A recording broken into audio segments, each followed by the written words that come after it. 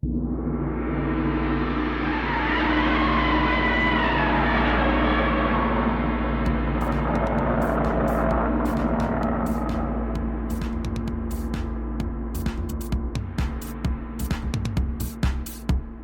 and welcome to Camp Kaiju Monster Movie Reviews. We're your hosts, Vincent, Hannam, and Matt Levine. And we're talking about all our favorite monster movies, the good, the bad, and the downright campy, and asking if they stand the test of time. Traditional kaiju creature features, space invaders, the supernatural, and everything in between. All strange beasts welcome here. Camp Kaiju is sponsored by Zach Linder and the Zach Pack, powered by Coldwell Banker Realty. Your source for real estate, home rehab, fixing and flipping for investor clients and residential buyers. Reach out to the Zach Pack today for real estate services. Follow the Zach Pack on social media and contact the Zach Pack for investment opportunities. Links in the bio. These early movies and the one after Ghidorah, Ebirah, Horror of the Deep, which also features Mothra, you track the sort of the life cycle of the larva and their transformation into the adult Mothra throughout those four movies. Which now just watching them all back to back to back to back, it's like, oh, these are Mothra movies as much as they are Godzilla movies. Absolutely. Which is really cool to think about. That's not what sorry, go on. No, sorry. I was going to say, and I'm sure we'll get into this a little bit more, but I think you're right that Mothra is kind of the hero of this movie. Like, Godzilla is the antagonist, this kind of rampaging machine, and not too much more than that. So we're rooting for Mothra, and she's kind of the symbol for the potential goodness of humanity, I would say, in this movie. There's something about Mothra that just has so much personality and character. Because in all of those four movies, maybe with the exception of Ebirah, I mean, Mothra plays, it's not just a pivotal role being a monster. I mean, like in Ghidorah, Mothra is the one that actually talks to Godzilla and Rodan and convinces them to unite against Ghidorah. There's something just a little bit more humanistic about her that I think naturally makes her more integral to whatever the plot of the movie is, because it's not just, we need to have a story here and then there's this monster. It's like Mothra is an active character propelling the story as much as any of the human beings. Right. And I think the Shobijin are that conduit between Mothra and the humans. Yeah. So we, in a way, the humans are communicating with Mothra herself, right? Right. There's that role the Shobijin play. Some of these movies, it's like there's not one movie, it's two movies, and it like almost doubles the catalog you have to search through. Yeah. It's a lot of work. If you really, I know this is not going to make it onto the podcast, or maybe it will. Maybe I'll look like a fool. If you really want to go down a rabbit hole, there's a whole YouTube channel devoted to showing the differences between the US and Japanese cuts of each movie. Ooh. And they it's like a split screen, so it shows all the things. I find it absolutely fascinating, but I'm a huge nerd, so. Something I also want to start watching are the audio commentaries on these films. Yes. So that's like a third version of the movie to then consume. Not kidding. During the pandemic, this is basically what I did. I rewatched every Godzilla movie in order, which I'd never done before. And I pretty much watched all of the commentaries and all this stuff. It was a little crazy, but, weren't we all? You could have been doing worse things. Yeah. Your time. Yes. That seemed like one of the healthier COVID obsessions that you could possibly have. Good point. Yeah. So as soon as I got done watching this movie 2 nights ago, no, it was last night, I saw the audio commentary and I was like, oh, do I just hit play again? Just go back through it? Because I don't want the commentary to distract me from my own, intake of the film. But I am interested and curious. It's a good commentary. Who does the commentary? Do you know offhand? I think that's one that's if it's a classic media DVD, it's Steve Reifel and Ed Godziszewski, who Steve Reifel wrote. Well, they're the two that wrote that Ishiro Honda book that I hope you get 27 copies of. And they've also done a lot of other Godzilla work over the years, and they've kind of gone in together on a few different commentaries, and it's good stuff. Awesome. Cool. That sounds great. Okay, one more thing. Sorry. So after our conversation, remember last episode we were talking about Kurosawa films, and someone mentioned a movie called The Bad Sleep Well. Yeah, great movie. I literally found that at a Goodwill 2 days later. Oh, DVD. nice. I haven't watched it yet, but I have it now. So good. It's so good.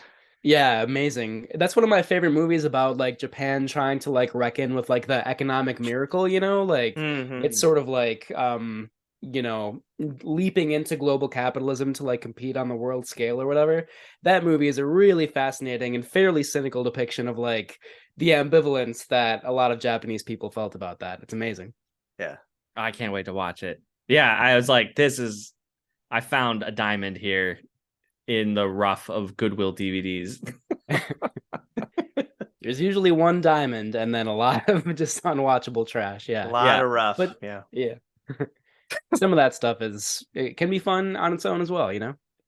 I also watched Son of Frankenstein a couple days ago, which is not.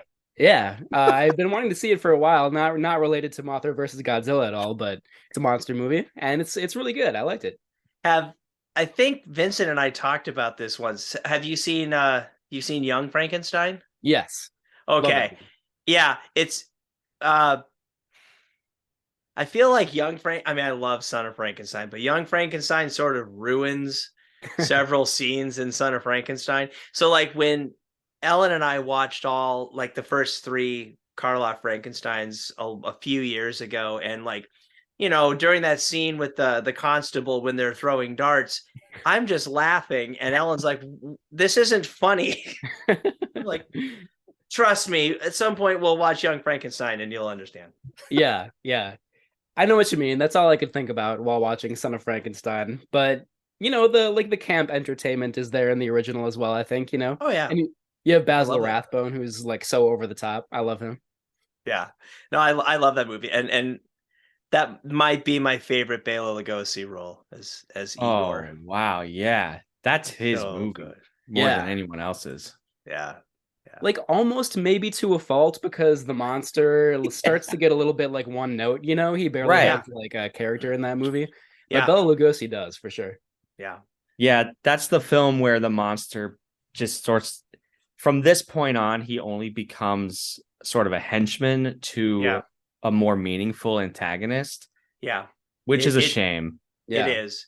And it feels like a total waste of Boris Karloff. Oh, yeah, especially with Karloff, because no offense to Glenn Strange, who played the monster in a few films.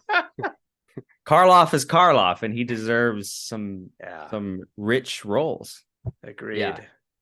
Lon Chaney Jr. also played the monster once. Also wasted. Completely wasted. As did Bela Lugosi. Yeah. And I wish that there was a cut. I know we're talking about the wrong movie here, but basically, like, spoiler alert, in a later movie, Igor's brain ends up in the body of the Frankenstein monster, and then so that was a like segue for Bela Lugosi to play the Frankenstein monster, but like nobody remembered that had happened, and apparently like all the test audiences, he had dialogue, he talked like Igor, but he was Frankenstein's monster, and it just like everyone was just laughing the whole time because it just seems so utterly ridiculous. So like their solution was to just cut all of those lines of dialogue. So then it's just unfortunate. It's just this lumbering old Hungarian dude playing the Frankenstein monster. It's too bad. Yeah, we've talked about Frankenstein a lot recently on Camp Kaiju, and that's okay. That's okay. Yeah. And we'll be talking about Frankenstein more soon, because Flesh for Frankenstein is one of our upcoming movies in April. Oh, nice. I've never seen that. No, me neither. Me either. About it. I wanted to add it to the list based on like reputation alone, so I hope it doesn't suck. We'll see. That's not one of the Hammer movies, is it? No, it's produced by Andy Warhol, although that might be like an in-name only thing. directed by Paul Morrissey, and is known for being like extremely sleazy and having a bunch of gore and nudity and sex and Cool. just like really trashy 70s Yeah. movie. Yeah. Can't wait. Yeah. Since we're on the subject, Of gore and nudity. related to the Universal monsters, Oh. Lon Chaney Jr.'s last movie, maybe? Oh, I know. Yeah, what's it called? It's from the 70s. Isn't it Dracula versus Frankenstein? It is from 1971. Yeah. I So- had no idea. Ugh, this movie just looks so cheap and sleazy. It's a bad one. And I think someone else from that era is in it too, but I can't remember who. And like Bela Lugosi, of course, famously, his last role barely was in Plan 9 from Outer Space, which is so much fun. I love that movie. Yeah. It's terrible, and I love it. It's one of the best off-screen deaths ever. Yeah. Spoilers. I haven't seen Plan 9 yet. Oh, Oh. okay. Don't want to give anything away. That's maybe my favorite bad movie of all time. Like, it's just irresistible. There's so much passion that went into that movie, even though it's Yep. like poorly made every step of the way. I love it. Yeah. It's for me, it's either that or The Room. I'm Yeah. a hardcore The Room fan. Me too. Troll 2, I love as well. There are Yeah. lots of good ones. Nilbog is goblin. Okay, sorry. Yeah, that part is great. Oh my god. Bog. Yeah. Now it's eating. Hey. Okay. I know the quotes more than the movie. I've never seen that either, but Oh, you're in for a treat, man. I know. My And education will continue. Any bad movie made by someone who really thinks they're making a great movie is just always so much fun. Like Yeah. I hack jobs, I mean, whatever, they're a dime a dozen, but like you can tell when people they're fundamentally wrong, but they fully believe in this product that they're making. Yeah. I think that's true of The Room too. Like you can tell Tommy Wiseau was so invested in that, Yep. That's why it's so great. Yeah. All right. Vincent, are you always the one that has to edit these? Because Yeah. you're in for a good one. Okay. No, yeah, I can't wait. I was listening to Ben, Matt and I recorded an episode about the Amazing Colossal Man last year, Okay. and I was just revisiting it. I don't often listen to our old stuff, but I was like, oh, that was a good conversation. So Yeah. there's a lot to be explored there with other movies of his. A couple of his other titles, King Dinosaur, Earth versus the Spider, Yeah. That's Village of the Giants, and Empire of the Ants, which maybe is what you were, like you mentioned, Yeah. He was also born in Kenosha, Wisconsin, so a fellow Scotty. I didn't even know that. Hey, no kidding. Rest in peace, Burt I. Gordon. AIP also distributed some other movies from Japan and East Asia, Monster from a Prehistoric Planet, The X from Outer Space, and a South Korean kaiju film, maybe the best known, Yongari, Monster from the Deep. Ben, have you ever seen The X from Outer Space? I have never seen The X from Outer Space. I have seen Frankenstein Conquers the World. I have seen Yongari, Monster from the Deep. And I don't know if I've seen Monster from a Prehistoric Planet unless I've seen it under like a different title. Yeah, I don't know. Well, The X from Outer Space, if you want like bad campy, Yeah.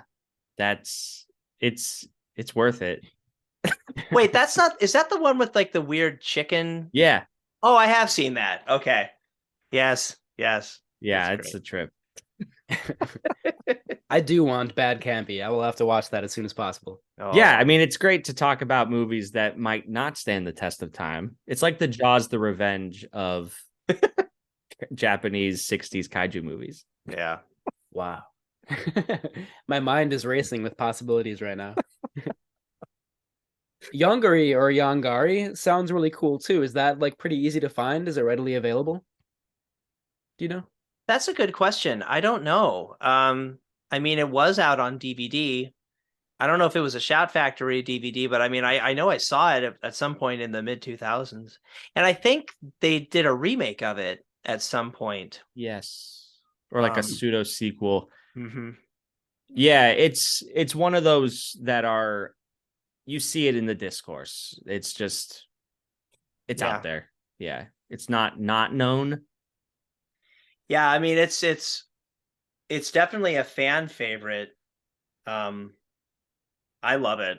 It's just so strange because I know we'll talk more about this, but this was always my favorite Godzilla movie when I was a kid before I had any idea that there was like an actual community of Godzilla fans and Kaiju fans. So I just always loved it. And then to kind of like have that reinforced by like practically everybody was just kind of cool. So I can't tell if like this is the costume's a favorite because the movie is so good or like, but either way, it's just like a perfect storm of things, Yeah, definitely. I mean, I think in general, the special effects here maybe are better than anything else up to this point that I've seen. Oh yeah. Yeah. I'm glad you put in the whole Oxberry thing in the notes. Because Yeah, fun trivia about that. But yeah, I mean it looks great. absolutely. Yeah. Yeah, and not to get too far ahead of ourselves, but yeah, like just I feel like the cinematographer for these early 60s movies, I can't remember his name, Hajime Koizumi. Yeah. Like to me, he might be the real MVP of these movies because they just look so beautiful and fantastic to me. I agree. Yeah. We'll get into it. Yeah. I like that you said that the confrontation with the military does not go as planned. I would add it does go as should be expected though, because these things never work. I love the moment when they're trying to electrocute Godzilla and it seems to be working and they're like one of the military commanders is like, "Oh, like push up the voltage." And then like one of the soldiers is like, "I can't take it anymore. It's at its limit." And then one of the like military commanders is like, "Push it higher," or whatever. And they do it. And then like of course it doesn't kill Godzilla. Like you would think they would know that by now, Yeah. And they probably destroyed their whole like electrical infrastructure trying to do so. The Unless entire countryside is just there's no power for the next 5 years or something. Yeah.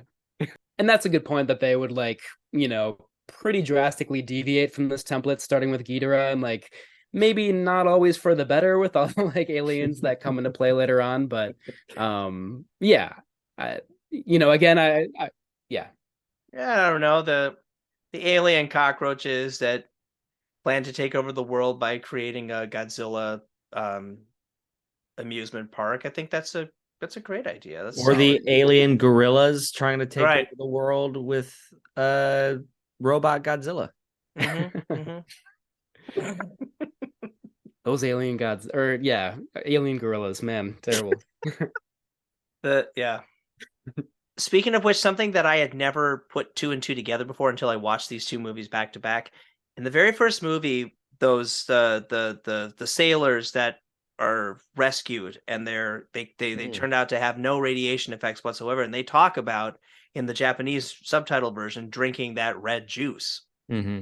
And then in this movie, as soon as our trio of protagonists get there, they're all given red drink to consume. I thought that was just a nice little bit of continuity that's just sort of, it's not dwelled upon, but it's there between the two. Yeah, I agree. And I think after they drink that juice, the chief on Infant Island even says the evil has been banished. So that's, an interesting connection in itself as well. Yeah. In the beginning of the film, there's a lot of like, trust the gods, like they'll protect you, because the fishermen are scared to go out and get the egg. But some of the businessmen are like, the gods will protect you. And it's just another great dichotomy, I feel like, between the Japanese who still believe in the gods and these new Japanese characters whose god is money. One thing that I feel like is important to mention, and I don't know if it should be in the campy category really, but the natives who were like, pretty offensive in Mothra with like the blackface and whatnot. Mm-hmm. I don't think I have to say pretty there. They were very offensive. They're better this time around. They don't have the dark makeup. In fact, they have like bright red makeup, which is like just totally not trying to be realistic at all, which I think is preferable. Yep.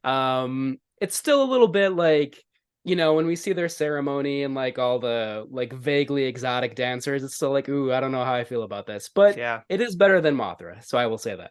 Again, I'm pretty sure it's the influence of that ship captain that washed ashore and became their chief. Like he's trying to move them into more tolerant perspectives. I could see that. Yeah, that's a compelling backstory. Yeah. So yeah, I don't know if that's campy, but I figured I should say that before we wrap up the episode. For sure. Yeah. Thank you. I noticed it too. So are either of you Lord of the Rings fans, like the movies Lord of the Rings? Yeah. So Skeleturtle is basically the Figwit of Godzilla movies. Figwit was that character that was played by one of the dudes from Flight of the Conchords, and he's in the first movie as an elf, and like he's in this one shot next to Frodo, and he's like super prominent, and everyone was like really drawn to him. So Figwit stands for Frodo is great. Who is that? That's amazing. Wow. I'm looking him up right now. Yep, there he is. Never knew who that guy was. Yeah, it's Brett McKenzie from Flight of the Conchords. Yeah. Yep. Wow. Yeah. All right. We'll look up Skeleturtle. It's got a backstory. Skeleturtle's featured in a few comics. That's amazing. Yeah. I love this deep lore, man. It's good to know.